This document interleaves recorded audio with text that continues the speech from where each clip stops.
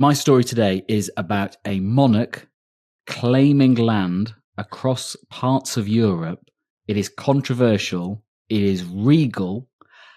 Is it also absolute nonsense? I'm calling this story The King of Switzerland. You're loving your monarchs at the moment, aren't you? Yeah, I'm now in my people staking a claim to bits of land they have no right to era. Although this story actually, anyway, maybe they do. It feels have like a preamble to a scheme you may be cooking up yourself. Yeah. You haven't told me the year, so I'm assuming this is a contemporary one and not, because that happened all the time back in the day. This isn't from 1597. This is from Year of our Lord 2026. Wow, there we are. Yeah. And how have you been this week? Yeah, I've been very well. At time of recording, London is suffering a heat wave, so everyone is being pathetic and dying and melting. But obviously nowhere near the kind of classic New York heat wave where it's like 50 degrees centigrade or whatever. What about you? Well, I'm looking forward to the warm. It's actually been very rainy. We did manage to squeeze in a barbecue, and then since then it's just been rain. But it is a bank holiday weekend. Is it bank holiday weekend for you? Yeah, today it is. Yeah. Yeah, it's Memorial Day here, so we have a day off. Yeah. Do you get used? Are you used to them yet? All the different sort of American holidays, and also how seriously they take them as well. Because actually, the only interesting thing about bank holiday in the UK is that you get the time off. No one has any no one feels, it's Memorial Day, I must feel a certain thing. It's very true. Americans do not respect bank holiday. They still put work calls in. They're a very weird people. They just don't respect them. They work all the time. But they don't really work Fridays. I will say that I think as a culture, Fridays don't really exist as a working day. Hopefully no employer is listening, but they don't. They slack She off. says nervously. Yeah. Right, let's do it. Let's get into it. Can I ask you first of all, what do you know about the King of Switzerland? Nothing. I didn't know they had one. Well, he is called Jonas Lauwiner, and he was born on the 15th of September, 1994, and is... He's our age. Yeah, exactly. So he'll be, 31? That'll make him. He's Swiss Moroccan. Yeah, 32, well done. Swiss Moroccan. His father is Swiss. His mother is Moroccan. Actually, his mother competed for Morocco as a gymnast in the 1983 World University Games in Edmonton, Alberta. Oh my goodness. For what it's worth. And he grew up in a part of Switzerland called, I'm going to say this wrong, Interlaken, which is in between two lakes, and it's extreme sports central, basically, just south of Bern. Have you ever been to Switzerland? I have. I've been skiing there. What about you? Oh, I have. I've driven through it, and on the motorway, we saw a sign for Gruyere, and just thought, well, we must stop. And then did, and it was the most idyllic, small, little, medieval-looking town on top of a hill, which was just dripping in Gruyere cheese and fondue. Oh, fantastic. Best 3 hours of my life. Anyway, Jonas is King of Switzerland. Wow. This is a video that he put on his website of him being crowned. Look, very youngish there. Well, I have to say, we do a better coronation than this. This looks like a church hall. We've got a lot more pomp.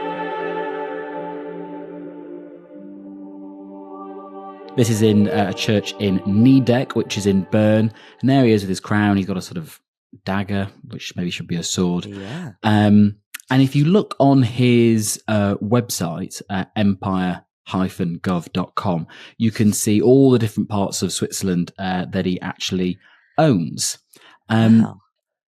I should say here, it is all nonsense. He is not a king. Switzerland has no king. Has never had a king. God, I feel so ignorant that I just believed that. I thought, God, I didn't realize at all. Oh my God. So he has been described in some quarters as a sort of self-proclaimed king, although he says that's actually wrong. He said the expression was first used, calling him a king, by media outlets. They say I was the king of Switzerland. So he thought, that's quite smart. So he lent into it. So many questions.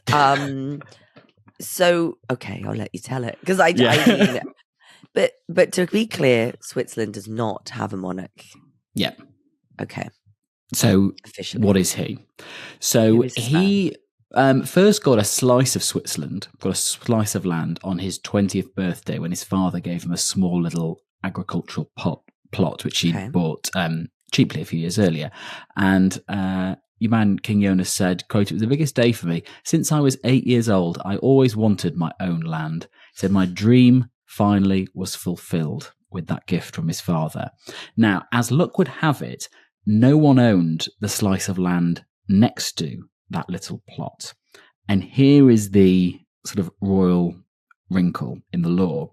Under Article 658 of the Swiss Civil Code, if you're familiar with it, this man, King Jonas, as he now is, could legally claim that land at the land registry, paying only a few hundred francs, an absolute pittance, in processing fees. So it's there, no one stakes a claim to it. You can very quickly and easily just pay a little bit of money and claim it. And in his day job, Jonas is actually a senior technician in industry automation. So he was all over this. He hired a team to scan land registries throughout Switzerland and identifying abandoned or never registered plots of land. And over 6 years, he paid approximately 1,500 Swiss francs. So that is 1,400 pounds. What would that be in dollars? Probably 1,400 pounds now. Yeah. And he got about 149 plots of land and 83 private residential roads.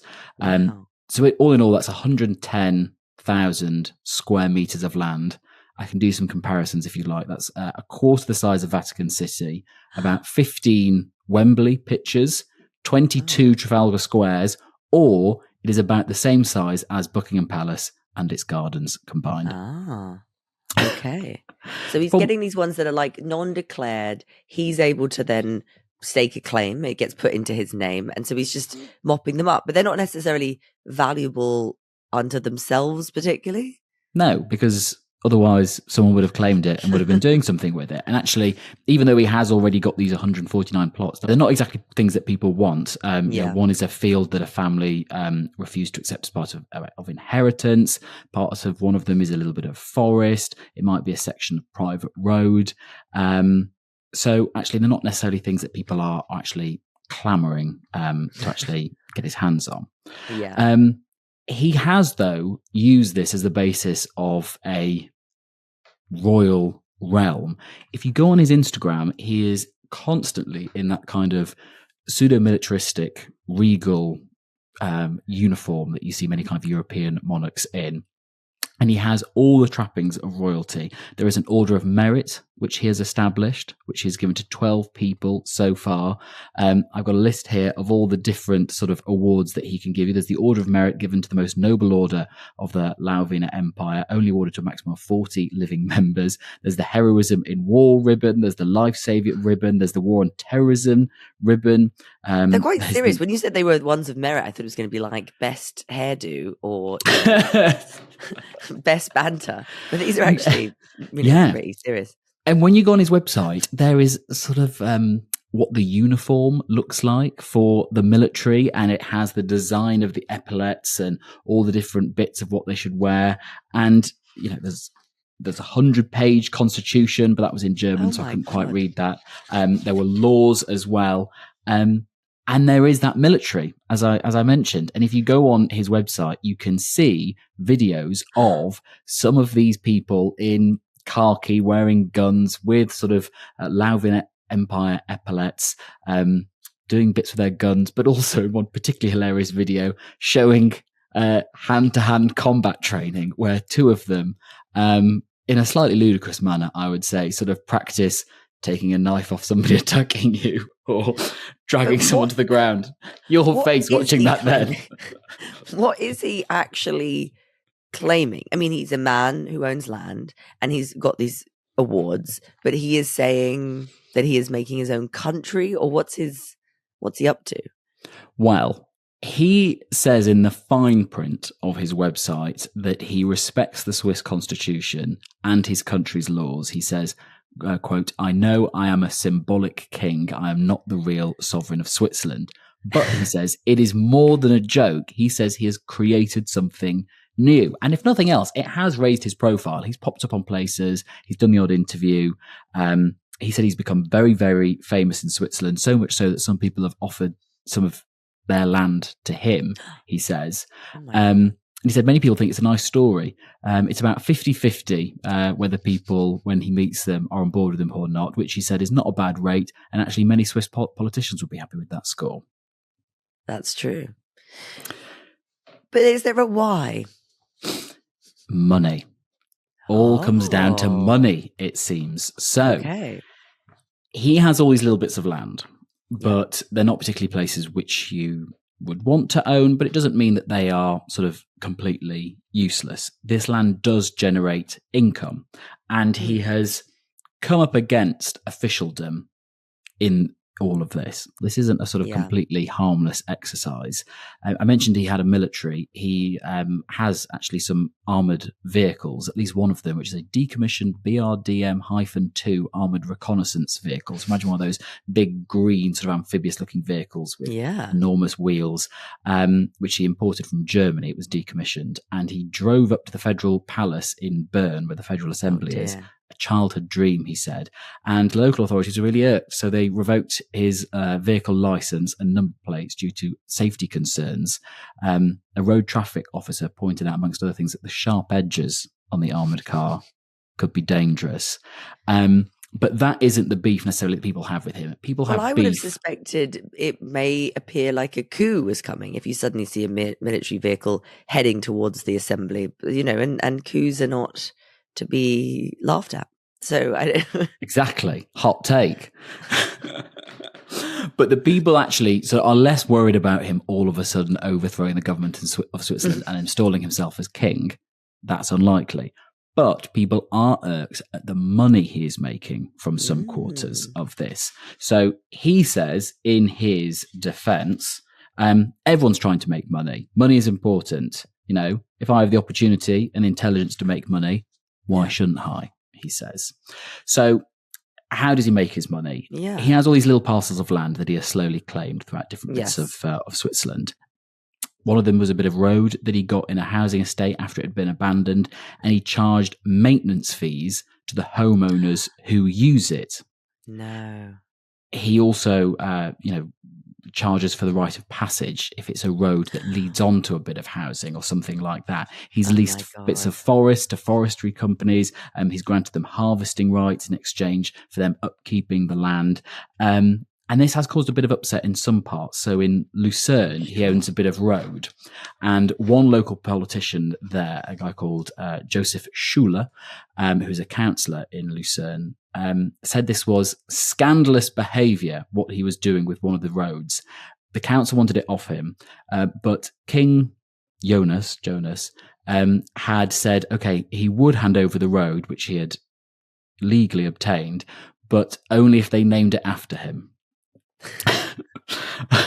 Can I just say that, in fairness, this is actually what the real monarchs of Britain do. I mean, there was a big Times investigation in which it revealed that a lot of the income from the British royal family is from doing exactly this. If the, I think even NHS properties or charging particular services to use land, I mean, it's sort of how monarchs operate now. Just by owning land and then charging people to lease it or landing rights at ports or wherever. And I should say, our future King William, I think, was part of a move to take away some of those fees because of the scandal. But of course, I suppose it's bestowed upon them, whereas this is pure capitalism, where this gentleman has, made those choices. So it feels a little bit less pleasant. But it is interesting to consider that this is kind of what people do. Do you still think of him as your king, future king, even though you're over in the US now? That's nice. You can take the girl out of Britain, but you can't take Britain out of the girl.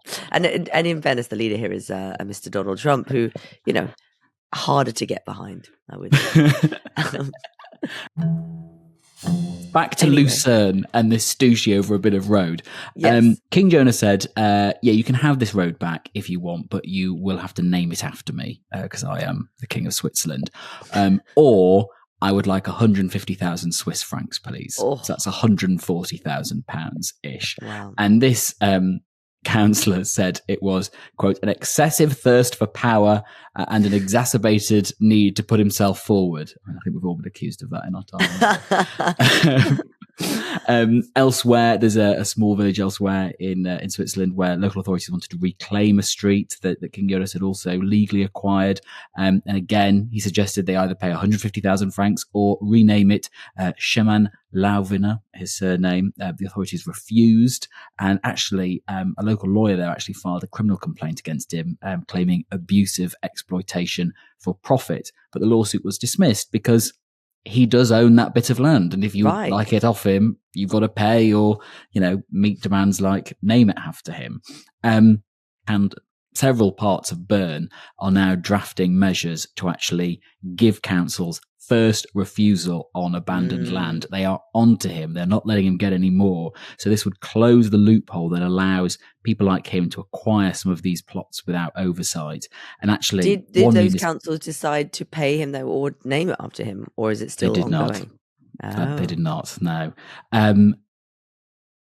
There's another part of Switzerland which has preemptively registered 800 bits of unclaimed plots as public property to try and get ahead of him as well. God. And some of the parts have altered legislation to try and get to abandoned land first.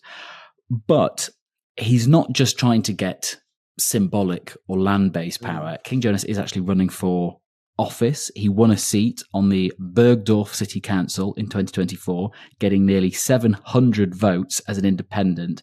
He ran as a candidate under the name King Jonas Lauviner, and he also ran in Bern's canton elections early this year, March 2026. I know you're probably across it very well. I think it's in this campaign video from his Instagram that I think you can see that he doesn't take it entirely seriously. This is him wading around in the water in a very cold-looking Swiss river, but in a full sort of royal military uniform / black tie. And even though he's got a snorkel, he unfurls a big Swiss flag and starts his campaign pitch. That is amazing. He didn't win my vote. He didn't win that seat on the council in Bern, unfortunately. But how does this all shake down? So there's still a bit of stasis. He still owns all this land. He's still got this website saying he's the king and he's going to keep expanding. If you want, you can join the Royal Foreign Legion, or you can support him, or you can buy into their currency. But all the people who have been complaining about him, King Jonas says, are missing the point. He says he's not trying to bring instability to Switzerland. It's just about trying to take control and do something. He said everybody is a king in their own territory. He says democracy is very important, but at some point there has to be some person who says, no, we can't just listen to everyone complaining. He says that his kingship is a symbol that every citizen in Switzerland can be a king or a queen. The real power lies with the people. Wow. So it's sort of a political prank in a way with a message. He's not hungry for power, but really for power for the people. Maybe. I would say as well, going through his Instagram, he is very... lots of them are lots of sort of like staged photographs of him looking like a king in some beautiful tux, but with his Order of Merit, as they sort of sit it below the sort of bow tie there. But then lots of them are like him squatting 80 kilograms in the gym, or him. There's a lot of weapons. There's him with handguns, but then also from years and years ago, in like 2017, 2018, before all of this started, he was just sort of took a photograph with him next to some riot police in Marseille in France that he happened to cross. So he is quite into the sort of militaristic aesthetic as well. Yeah. Do you know any more about him? Well, no. But what more do you know of him? Is he married? Is he, what does he know? No idea. I tried to find more information about him, but no, I can't. All we know is that he's Swiss Moroccan. Maybe if this all goes wrong, he'll follow his mother into competitive sports. What was the sport that she did? I had it written down. Gymnastics. She was a gymnast. There we go. Lovely. I was listening. Well, because if he's listening, come on to the show. Tell us more about you. I want to know what motivates a man to want to be a king. I often like to ask people, if you were Meghan Markle, would you have married in? Knowing what you know now? That's a great question. You fall in love, with Prince Harry, or pick a monarch of your choice. Would you go for it, or would you say no thanks? I think no thanks, because even if you did manage to turn it into some big multimedia empire, just what a faff. Yeah, the hatred. Would you? I think I wouldn't marry in, I would say. I mean, obviously it's hard to say if you really, really did love them, but I think Oh yeah, of course, yeah. it comes with the baggage that is very hard to overcome. So I think he should take heed of the Meghan Markle fable, which is, be careful what you wish for, really, because he might get into the monarchy and realize it's not all it piped up to be. You do a fabulous Netflix lifestyle series. Oh, thank you so much. Anytime you want to just get on a video call and I'll show you how to make it very expensive hot cross buns or whatever, we can do it. You my jam. Well, thank you for the King of Switzerland story. And I'm going to keep a lookout for any other people claiming land as some kind of monarch. We've obviously had this one in Switzerland, we've had one the other week in the borders region of Scotland. Yes. With the tribal leader there. So, any more? We, in fact, had a listener write in. A man listening called Dylan Johnson wrote on one of our episodes, the King of Scotland one. This is insane. I never thought I'd hear about this guy on a podcast. He got moved into our village in County Durham about 2 years ago. Him and the people he was with were doing satanic rituals in our local graveyard. Now, I'll give you a little amuse-bouche. Yeah, go on. So it's and luckily it's not too dark, I don't think. We always try and measure it. Luke, this is a story that you may remember, but I wanted to revisit because I thought that I didn't ever really understand it fully. And I'm always interested in prison breaks. You may like monarchs, but I really like people getting out of jail and how they do it. So this is the story of El Chapo's great escapes. So I'm going to take you to July 11th, 2015. And we're in a Mexican secure prison. And the guards do a kind of final check on a very infamous prisoner called El Chapo. Everything's looking normal. But when they come back, the cell was empty. And a hole had been cut through the floor of the shower. And El Chapo, the most powerful drug lord on earth, was gone. And what followed was one of the most audacious prison breaks in modern history. So to understand these escapes, because again, I don't know do you remember this happening? Do you remember these prison vaguely, breaks? Yeah. Well, El Chapo means kind of like shorty in Spanish. It was a nickname he really hated. He grew up in the mountains of Sinaloa, which is one of the poorest states in Mexico. He dropped out of school young. He got into the drug trade as a teenager. And by the 1990s, he'd risen to be one of the most powerful leaders of one of the cartels, head of the Sinaloa cartel, in fact. And Forbes even listed him as a billionaire. So the DEA in America considered him like as dangerous as Pablo Escobar. He's kind of like Mr. Most Wanted. And they were always after him. And they first arrested him in 1993 in Guatemala and extradited him to Mexico, where he was sentenced to 20 years in prison, which seems not very long. I was surprised that it was so short for someone who's meant to be the biggest cartel leader of all time. And they sent him to this secure Mexican prison. And allegedly he tried to use bribery and threats of violence, and was ultimately very likely still controlling the cartel from inside. And his first escape, in fact, had come all the way in January 2001. And even that is very disputed because a guard named Francisco Camberos Rivera, known as El Chito, had just simply opened the door of El Chapo's cell and helped him climb into a cart of dirty laundry, which is very Scooby-Doo. And they'd headed down a kind of unguarded hallway. The guard had opened the electronic doors and off he goes into the awaiting car. And I think this flags that it must be incredibly difficult to try and keep cartel leaders inside because they've got so much money, so many resources. It probably was kind of worth it for a guard to help him escape. Or maybe they threatened his family. It would have been very easy to try and incentivize that. So investigators, thought that there was sort of rumor and myth around whether this laundry cart version was really what happened. So there wasn't security cameras that were on, but like this was the kind of Robin Hood tale or what have you of his escape. But either way, it meant that he was on the run for 13 years. And he continued to work for that cartel. So it wasn't until February 2014 that he was recaptured. And that was why I was actually in Mexico at the time. And I remember this. People were like, it's probably not even him. It's probably, a doppelganger that he's hired. Like, because he'd already made the laundry cart escape, people were not expecting him to stay inside. But this time they said, no, we're really going to get him this time. He's going to stay inside. But what actually he did when he'd made that shower escape was that there had been a mile-long tunnel, which is very Shawshank Redemption, that had been dug from the shower, which was near his cell, a mile-long tunnel out of that prison. And what's funny is that the prison that he was in, which is called Altipano prison, was actually a replica of the one he'd initially escaped from. Like, it was exactly the same design. Perfect. So he's kind of broken out of the same prison twice. And some people believe that his associate had used a copy of the blueprints of the building to work out that tunnel.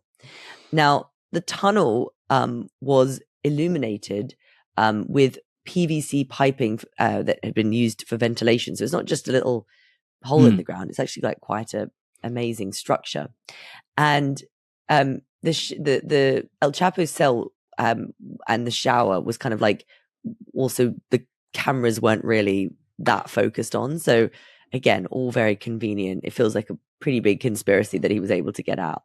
And on that night that I began with in July 2015, the tunnel was ready.